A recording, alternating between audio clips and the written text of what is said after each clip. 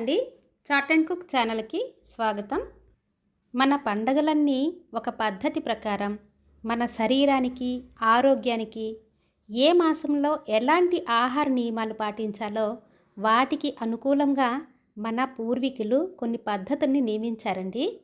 కాలాన్ని బట్టి పూజలు, నైవేద్యాలు ఇదంతా మన పూర్వీకులు ఎంతో ముందు చూపుతో నియమించారండి.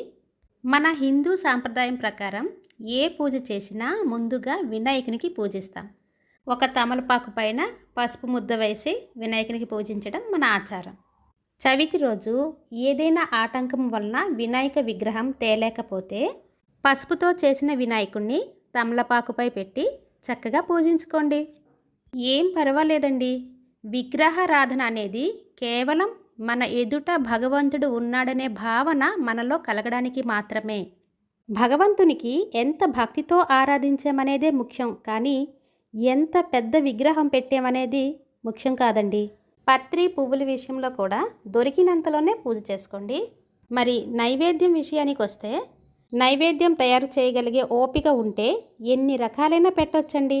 శరీరం సహకరించడం లేదు, ఓపిక లేదు అనుకునేవారు వడపప్పు, అరటిపళ్ళు, అటుకులు, బెల్లం ఇలా అయినా పెట్టుకోవచ్చండి. నిమజ్జనం చేసేటప్పుడు పత్రి పువ్వులతో పాటు ఆ పసుపు వినాయకుని కూడా నిమజ్జనం చేసుకోండి. ఏది చేసినా ఎన్ని పెట్టినా మనకి ఉండాల్సింది ప్రశాంతమైన మనసు, భక్తితో ఆ గణపతిని ఆరాధించడం.